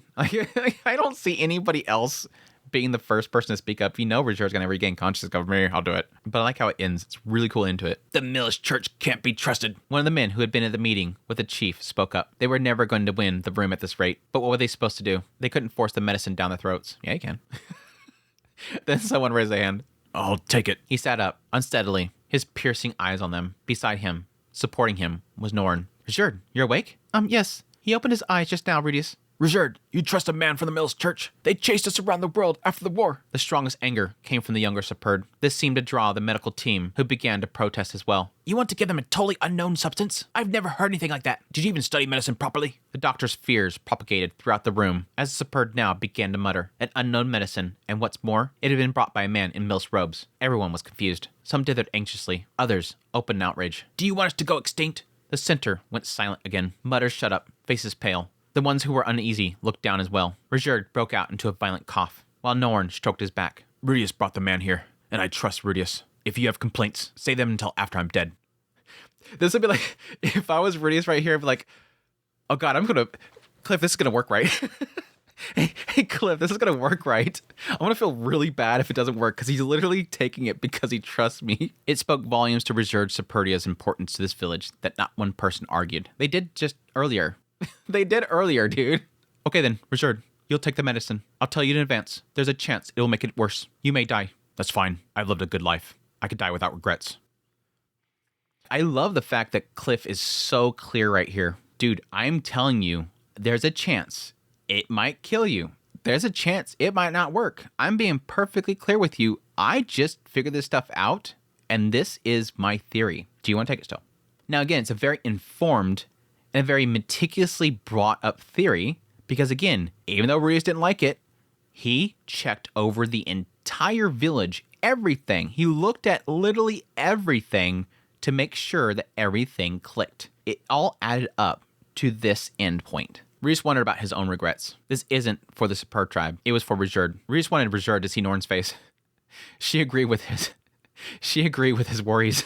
The room went silent again, until another man raised his hand. If Richard's taking it, I'll take it too. He was young, with comparatively mild symptoms. Well, he could be an old man. Richard saved me from the demon continent. I would have died back then. Nothing can scare me after that. This opened the floodgates. More hands raised. In the end, even the village elder raised his hand. The Mills Church can't be trusted, but Richard is our champion. Whatever our champion decides, I'll follow. He then turned to them and said softly, Young churchman, I am sorry for my discourtesy earlier. Please, save our village. Cliff gave a determined nod. Sorry, churchman. Please, save us. Bridgin'. Cliff Bridgin'. Gotta love Cliff so much. Freaking love Cliff so freaking much. My boy Cliff. Even when everything else is falling apart. Even back there with Zenith, it's like, no, Rudius won't stand up. Cliff gonna. What does the scripture say? Look at your scripture.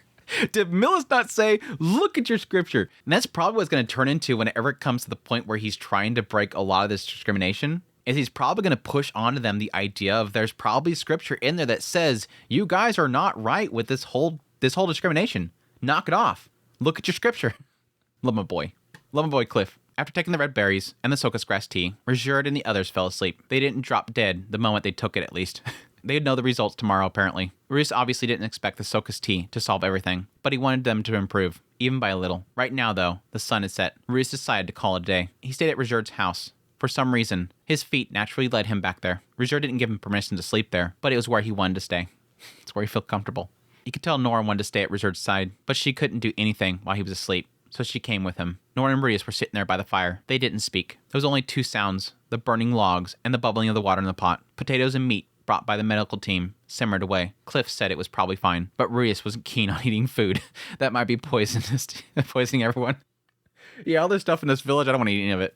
Rudius, Richard's gonna get better, right? Rudius figured, like him, she was worried. Yeah, he will. Really? I've never known Cliff to fail once he set his mind to something. He might not be able to do it tomorrow, but he'll find a cure in the end. Will Richard still be alive by then? Don't worry. You might know about Richard from the Laplace War. He survived even though he was surrounded by thousands of soldiers. He's not going to die in a place like this. I'm worried. Norn hugged her knees and buried her face in them. The mood was dark. It wasn't crucial that he lighten the atmosphere or anything, but feeling depressed wasn't helping. All there was left to do for the day was eat and go to bed. He wanted to relax so they can get some food down and rest. By the way, Norn, is school all right with this? Norn looked up so that half her face was visible. I already graduated. About that. I wanted to, I'm sorry I couldn't be there. He'd missed it. No one had told him. Sylphie had her baby, so it was graduation season. Roxy could have told him at least. No, if she reminded him about it, he couldn't go. It would have just weighed on him. You didn't have to come, it's fine. He wasn't having that. This was Norn's graduation ceremony. How could he have missed such an important event? What was he supposed to tell Paul up in heaven? Again, graduation ceremony is like his thing. Like, I want to be to every single one of them. Celebrate. I wasn't even top of my class, but you were a student council president. You must have made a speech at least. I did the opening address, but I got tongue-tied in the middle. I almost tripped when I left the stage. It was awful. Never changing. Norn, never changing. Still a klutz. He could see it now. Norn faltering during the speech, panicking internally as she tried to smooth it over, then trying to make a clean getaway and missing the step, somehow managing to keep her footing. He wished he'd seen it. Norn looked disgusted, but he wished that he could have taken a video to put on Paul's grave as an offering. By the way, you said that was some kind of event before your graduation, right? What did you end up doing? The year you graduated, you dueled a lot of people, right? We copied that and held a combat tournament. A combat tournament? That sounds great. Wasn't it dangerous? We tried to minimize the grist as much as possible. The rules said no killing, and we borrowed the school's Saint Tier healing magic circle and had a healing magician nearby. The teachers made plenty of healing magic scroll for us. We also had all the participants sign a pledge. There were some injuries, but no deaths. Sign a pledge? I don't think they've ever talked about pledges like that. That was impressive. At the level of graduating students at the University of Magic, both competitors must have been able to use lethal magic. No deaths under those conditions. Luck probably came into it as well. But 0 deaths was down to solid system they set up. I wish I'd been there too. It would have looked like child play next to your skills. But a tournament, that's always exciting. When Maurice was shut in his previous life, he'd taken part in a few online tournaments. Sadly, he never achieved much. But with that caliber of participants, it would have been a rush to watch. By the way, did you have a trophy or something? We did. Norn pouted. Near where this is going. Everyone in the student council put money in, and we got a bouquet, a certificate, and a magic staff. It would depend on the rank of the staff, how expensive the prize was, but it sounded like they splashed out with their limited budget. The moment Remy saw the competitors were mostly boys, she announced, "The victor gets a passionate kiss from President Norn." What? Everyone was so excited. I wanted to back out, but I couldn't. A passionate kiss? Not just a kiss on the cheek, a passionate kiss from President Norn. Yeah. Everybody would freak out. Reese was shocked. A tournament to win a kiss from Norn? You couldn't do that. It was evil, outrageous. If he'd been there, he would have put on a mask, competed, kicked all their... No, strike that. That was a bit of overreaction. And so, did you do it? There was a long pause. On the cheek. Well, that wasn't so dangerous after all. Norn had turned scarlet, buried her face in her knees, moaning with embarrassment. For her, it had been a lot. After a while, she flopped down on the floor. They said I'll remember the winner my whole life. I wish I could forget it already. Yeah, what's his name? Give me an address and phone number. A mysterious masked magician might wipe them off the face of the earth, along with all memory he was ever born. What's a phone? Never mind. She sat up, folding her legs to her side, kind of noting there that, yeah, technically now she's more comfortable. She's no longer hugging her knees. Anyway, it sounds like the tournament was a great success. I don't know. I thought we did well, but there was still a lot of bad parts. It feels like I messed up everything. That is what we call a great success. I'm glad. She went a little pink, then nodded. Thanks. Her expression had brightened a little. Right. The potatoes should be ready soon. Want some, Norn? Yes, please. After dishing out a serving, Reese realized that he hadn't eaten all day. It felt like he was about to starve to death. Norn stared into the contents of the bowl before she began to eat. After a while, she piped up again. Big brother? Thank you so much. No worries. But this tastes terrible.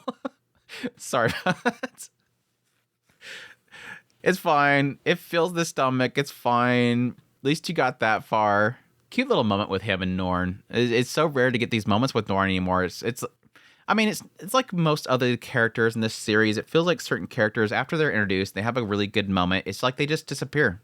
Thankfully, at least like with Cliff, he's kind of sporadically come back over time. But yeah, characters like Norn just, shoot, when was the last time we did anything with her? I mean, we had some comedic moments with him going to the university and encountering her. But like the last real moment we really had of her was obviously everything with him coming back from the Begric continent. Her shut-in nature and her outrage about the whole situation with Roxy. Other than that, it's just been kind of like every now and then she just kind of pops up for like 2 paragraphs and then disappears. So it's good to have a really strong moment with her. Seeing that, yes, she's grown a lot. She really took her job seriously. She still felt like she was a failure, but it all goes to Norn's story. That is like the essence of Norn's story. I'm not a genius. I'm not perfect, and I screw up a lot, but I keep pushing. And guess what? In the end, this whole situation with the university, which was really her going out of her way and pushing herself and trying to achieve her own path and get better, improve herself. Even though she was not the best of the best, she achieved great things, and she pushed it all the way to the end and graduated, went all the way to the end of that line and succeeded in the end, crossed the finish line. Super cool. And I'm curious where she plans to go next. I mean, it's obvious that she's graduated for a while. I'm curious what she's currently doing. The next day, Norn and Rudius set off at sunrise to the medical center in the hall. Rudius was full of worry for Rajerd. Thanks to disgusting potato soup in his belly, he at least gotten a good night's sleep. Even if things didn't go well, he had stamina to nurse the sick. Bracing himself for a terrible scene, he opened the door and gasps. He was greeted by lively activity. Last night, the medical center had felt like awake. Now it was buzzing with energy. Okay, that was an overstatement. There wasn't that much vigor, but everyone looked perkier than yesterday. Master Rudius, look at everyone. Look at how they improved. It's working. The Soka's tea is working. Last night, everyone that drank the medicine all suddenly said they needed to defecate. The nurses escorted them to the outhouse. They all had light blue diarrhea. A little while after they passed it, they began to rapidly improve. Those with severe cases still can't stand, but they'll be up before long. Poop talk first thing in the morning. Wait, light blue diarrhea? Vita, obviously. We're in the process of administering it to everyone, adjusting the infusion as we go. Wow, were we idiots for doubting him? I mean, this is genius stuff. Cliff Grimoire, breaker of curses. Oh gosh, I can't hang around here. I've still got work to do. I'd better be off. After the one-sided announcement, the doctor went back to his patients. Reese didn't remember mentioning any curse breaking. Maybe that was how Cliff was introducing himself. I think like right at the very beginning they were talking about a curse thing, so that's probably where it came from. Rudius. Reese realized a large shadowy figure in front of him, a man in white with a black helmet. Oh, Sir Orsted. Did you see the excrement? Not yet. Orsted bent down a little and whispered in his ear. Those were the dead offshoots of the Abyssal King Vita. Abyssal King Vita. The name conjured up an odd thought for Rudius. What if the plague wasn't Drine Syndrome? Abyssal King Vita had spread his offshoots throughout the village, and in doing so, he had stalled the progress of the disease. Rudius thought that Vita was just numbing the symptoms, while leaving the plague unchecked. What if Vita had cured the plague long ago, then used the offshoots to make the village sick just to scare them? When he died, he summoned the last of his power to make the offshoots keep working their poison. The red berries in Soka's tea had broken them down and flushed them out, but that was all just conjecture. We simply had to be persistent, just like you said. Just like I said, for now, the crisis was over. Abyssal King Vita had been defeated completely. That's how Rudius was going to look at it. What's Cliff doing? He was up all night observing the patients, but he fell asleep around dawn. He'll be in an empty house nearby with Elnalise Dragon Road. Cliff really gave everything he had. Rudius would leave him to rest up. Even if he was bound to get straight to work on kid number 2, with Elnalise when he woke up, he'd need that energy.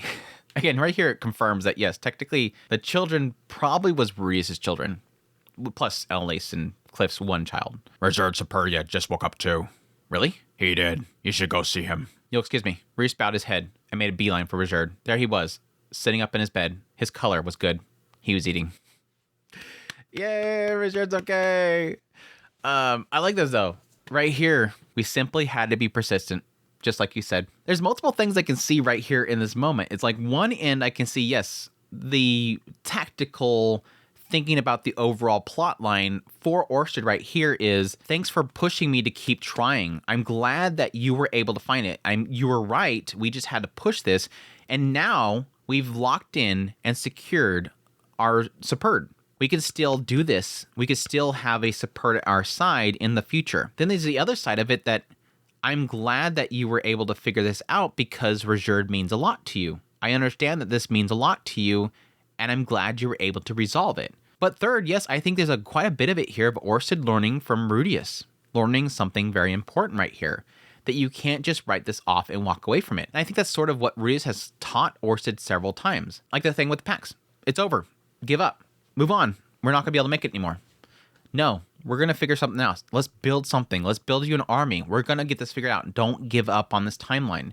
We can get this. Multiple things that kind of come from this whole situation. That's really cool. But yeah, going back to here, this is what I was talking about earlier. This is sort of the thing that kind of shifts things quite a bit. Again, the initial impression here was that, okay, it's an overabundance of mana, being unable to get rid of that mana, which again goes sort of with what I was talking about earlier with what brought the plague. We go back to this whole story that they were giving, which again was the old lady, and it could be off here, is the idea that at some point after Laplace War and Laplace, went down, these devils started showing up here. And I thought that might be a thing about the mana itself flowing over there, or shifting in the world itself over in that direction. That suddenly now you're going to have, or again, planted there, a difference in the mana, how much mana density is in that forest, and will create different monsters. And yes, it could have created these specific monsters, which is these wolves. Now they're starting to spawn up here. But that at least shows that there is an influx of mana in this area, so it does make sense to what Cliff theorizes that, yeah, they're planting vegetables here. It has different nutrients that you would typically have elsewhere. And yes, it's getting infused with a lot of mana. And so now when the Superb come here, and they decide to start living here, over this long period of time, they're getting sick. And that makes sense to the idea that they're getting an overabundance of mana. Typically, and again, we've learned this through the whole Drain Syndrome situation with Nanahoshi, is that people of this world have over time learned to get rid of that mana. They have ways of getting rid of that mana. Their body is used to having that mana. Whereas Nanahoshi from another world coming here, she has no way, her body is not getting rid of it. So it's building up inside of her and it's killing her. Again, another way the world seems like it's rejecting her existence in the world. And so she's similar to Drain Syndrome cases back in the day where their body couldn't get rid of that. But people have adapted to the mana over time. Yes, it doesn't quite really make much sense to me why the Superb themselves being in this world so long would be affected by that Drain Syndrome. It doesn't make any sense. Why is it suddenly coming back for them? Even Cliff was sort of talking about that. It's a normal thing. We don't think about it because it's always happening. It's always getting rid of it. But what if? Again, the what if, yeah, maybe there's just so much of it coming into their system. Maybe for some reason, this is just a high density right here that is affecting them. Let's try it. But again, it didn't make sense to me in that theory of why Rijerd would have been affected. Because again, he traveled all the way up there, and they've been there for a long time. He's been searching for them for hundreds of years. And he finally comes up here, and he finds them in this little forest. And then within years, he gets sick.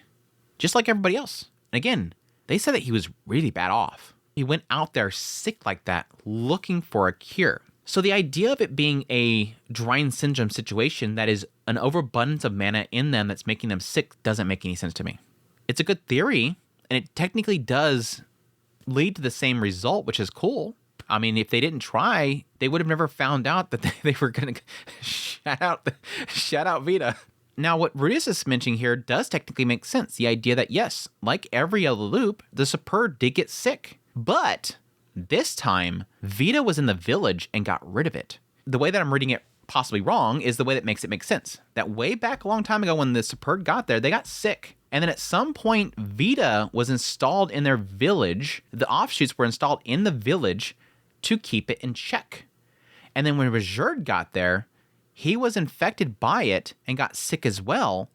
And then, even though Vita was already a part of the village, he went off to find a cure, and that's when Geese brought him the core and gave it to him and said, this will fix things. And then it suddenly, that's when Vita pretty much killed it off. But he was still within them enough to make them sick again. Again, because he says, what if Vita had cured the plague long ago? And he used his offshoots to make the villagers sick just to scare them. Interesting. Again, this is what Rudius theorized, and we might get more into it later on, but that's technically like two different theories they're playing out here. And yes, technically this one makes a little more sense to me. Rijerd. Norn ran over and hugged him the moment that she reached him. Thank goodness. Oh, I'm so glad. She was weeping. Norn was such a crybaby. Rijerd looked baffled, but he wiped his mouth, put his bowl down, and stroked her head. Rudius just watched them for a while, not saying anything. He felt like crying too. Rudius. Rijerd, are you better now? Yes. I can't swing my spear yet, but I'm better. I am indebted to you again.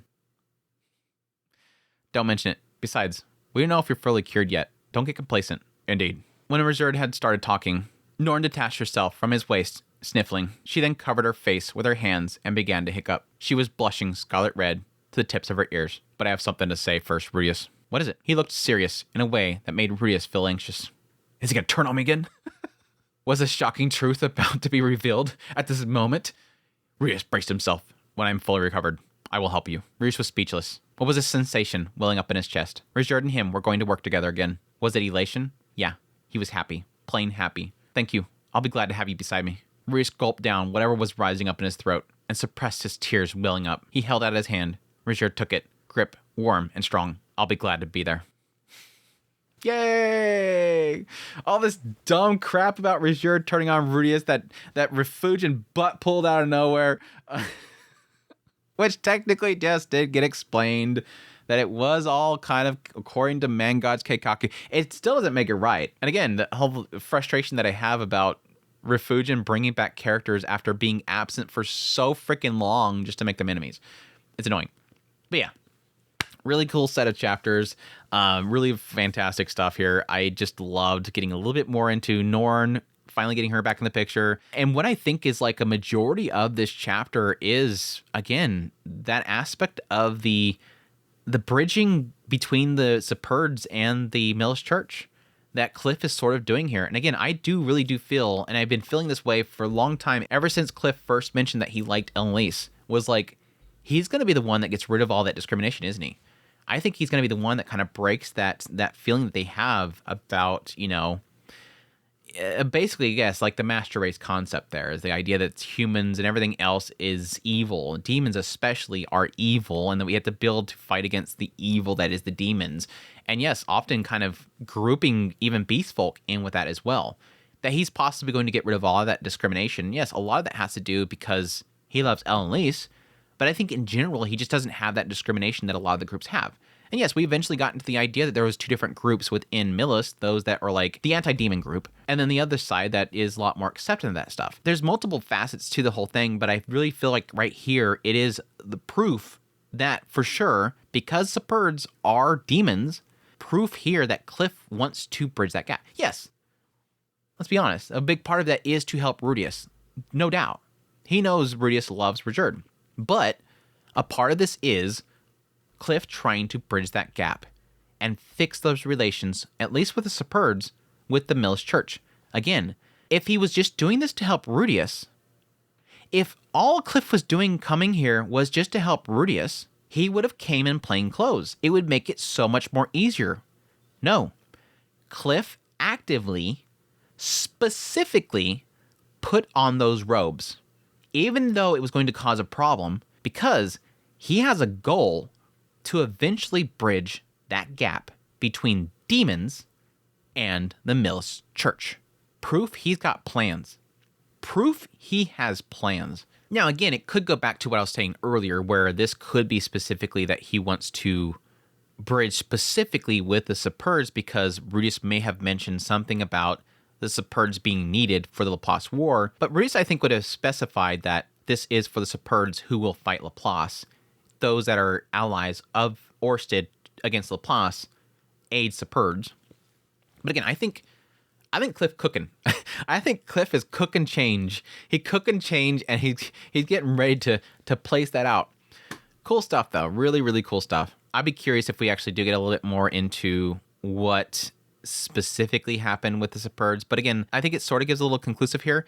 I think probably what will happen is we'll probably get a chapter with the man god talking to Geese. It's probably going to spell it all out. I'd assume that. But again, cool set of chapters. Really love it. Really, really great seeing Cliff stepping up, doing some great stuff. I miss my boy Cliff. I'm glad that for once a character's brought back after a long time of being away, not to be forced to be Rudius' enemy. Oh, great to see Norn back. Thank goodness she's not getting butt pulled into fighting Rudius. I'm not mad. Anyways, that's it for this Mushoku Monday. I hope you guys enjoyed this Mushoku Monday. As always, greatly appreciate you guys' support, your kind words, all that good stuff. Hopefully chat was good this week. Probably not. But I greatly appreciate you guys' support, especially those that support channel monetarily through Patreon, tips, links, super thanks, memberships, all that stuff. It means a great deal to me. But until the next Mushoku Monday, y'all take care.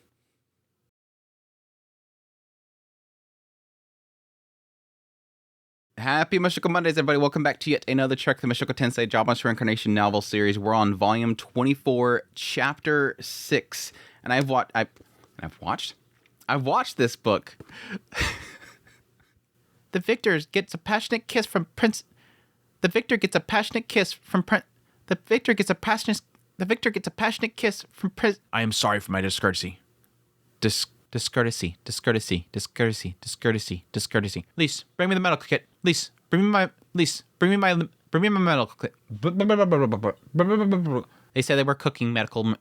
They said they were cooking medicinal herbs. Although the presentation seems a little different from the other plagues. Only a Superd with a third eye of theirs. Only the Superd with a third eye of theirs. Only a Superd with a third eye of theirs.